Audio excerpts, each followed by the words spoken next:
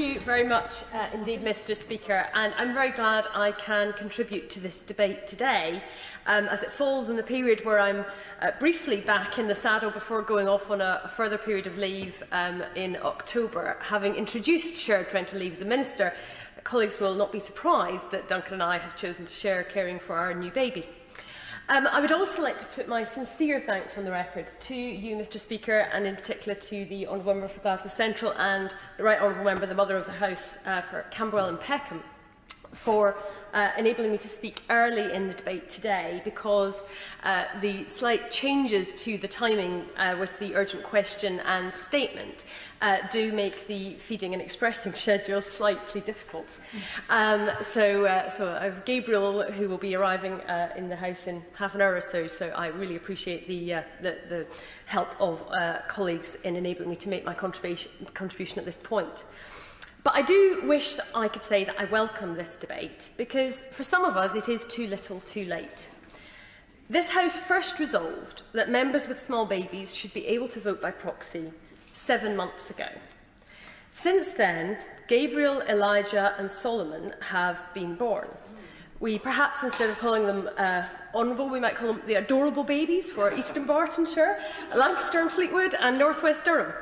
And of course, 2 more Commons babies are on the way, and I'm sure colleagues will join me in sending good wishes to the Honourable Member for Halifax, whose baby is due next week, and also to the Honourable Member for Hampstead and Kilburn, who says she wishes she could be here, but she is unfortunately experiencing heavy morning sickness. But she has been a strong campaigner for proxy voting. To their credit, and I very much welcome the contribution from the Honourable Member for Broxbourne and his committee members, who have produced an excellent report. And indeed, they did that inquiry swiftly, and it was almost 4 months ago that they published their report recommending motions to be put to the House to make proxy voting on baby leave a reality. And yet, Mr Speaker, here we are having another general debate. And I can absolutely see the merit in looking at proxy voting in cases more widely than baby leave, not least after the atrocious treatment of the Honourable Member for Bradford West back in June, who travelled hundreds of miles in an ambulance from hospital and was wheeled through the lobby with a sick bucket in her lap. This does need to be looked at, but that is no reason to delay cracking on with the vote on introducing proxy voting for baby leave along the lines of the report that we have. Better to take a step forward now than wait for perfection that may never arise. I wanted to share what one of my new fellow Parley mums has sent me as a message. She said, "I'm sick of being asked to vote on this and that by constituents and having to reply about pairing. People either don't know what it is, or they do because of how you were done over by the Tories. Not a great advert." I have to say, she puts it very compellingly. A cynic might conclude that because all 5 pregnant and new mum MPs are on the opposition benches, the government is trying to kick this issue into the long grass. And after what happened to me in July, I think I might be able to be forgiven for being cynical about the government's motivations. I'm sure you can imagine my fury when I found out that the Honourable Member for Great Yarmouth had voted on those 2 knife-edge Brexit divisions, despite being paired with me, as I nursed my 2-week-old baby. She find it mysterious, as I did at the time, that he actually remembered the pairing system on the other votes that weren't so close? Well, I do think that that was what really did give the lie to the line that this was some kind of honest mistake. It was quite simply a shameful act for the government chief whip to ask a member to break a pairing arrangement and for him to agree. It clearly was not an honest mistake, especially when it emerged that other MPs had also been asked to break their pair on those divisions. And I would say that whether for reasons of maternity or illness or anything else, there is nothing honourable about deliberately breaking a pairing. It is cheating, plain and simple. What a sign of desperation.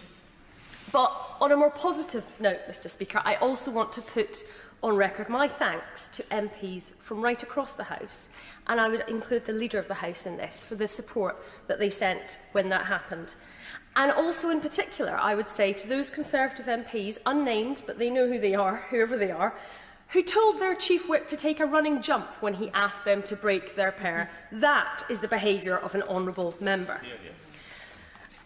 But despite the support from lots of people in the House, not quite everybody was supportive. On Twitter, I was told, duty comes before your health, happiness or family. If you're not up to that, resign. And she should decide whether she wants to be a mother or an MP. And a journalist wrote about whinging women MPs who are not serious about parliamentary work.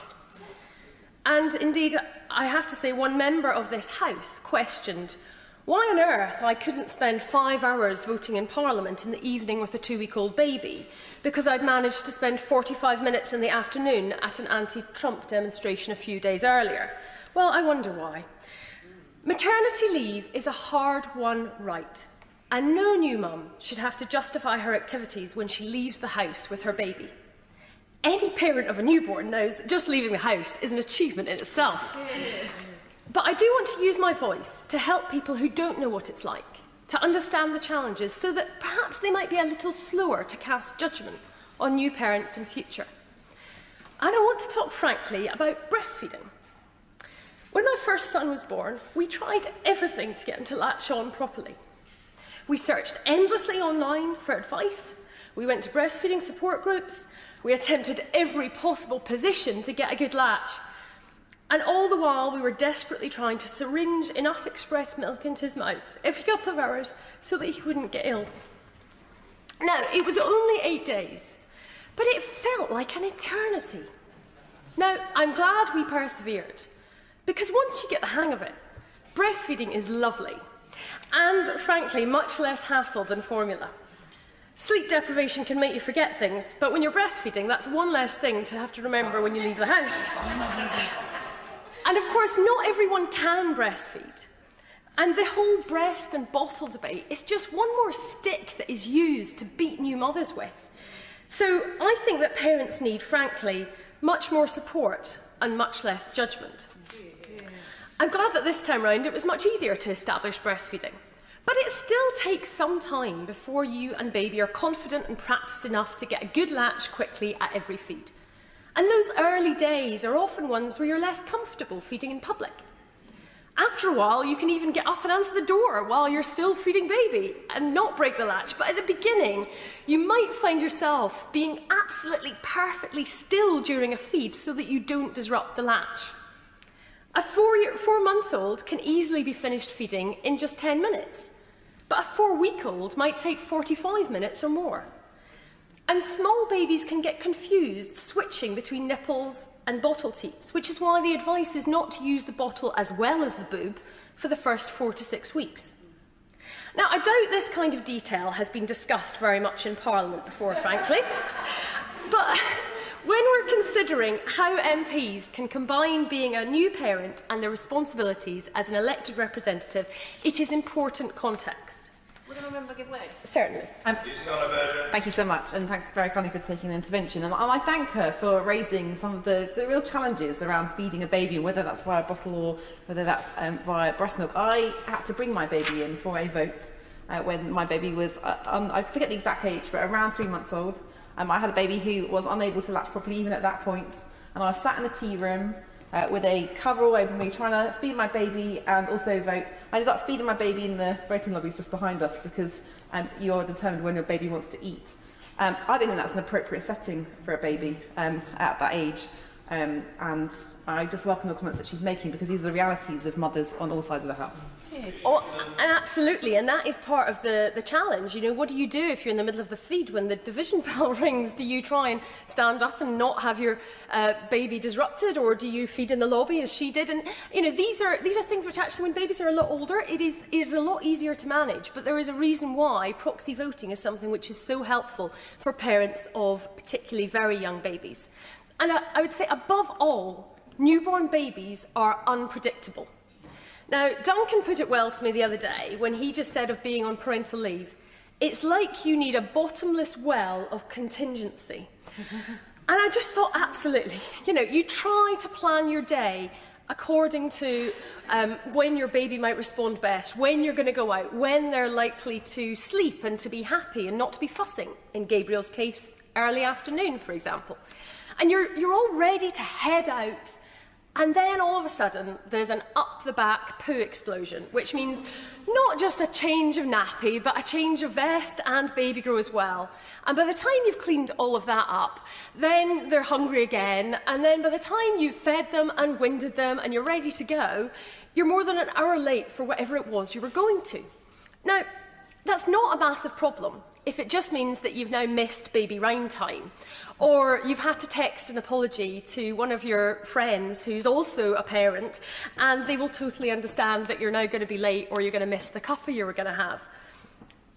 Or indeed, if you don't manage to make it along to that anti-Trump protest after all, nothing bad's going to happen. But if it means that you will have missed a key vote in Parliament, it is an entirely different calculation, and that is why it's so important that we have a proper system of proxy voting. Now, expressing milk is a lifeline for breastfeeding mums who go back to work, but it's not necessarily easy. As Gabriel is still just 10 weeks old, my diary has to accommodate slots for expressing or feeding several times a day, and I sit doing paperwork as the pump whirs away noisily in the background. And I'm lucky. I have advantages that many mums do not enjoy.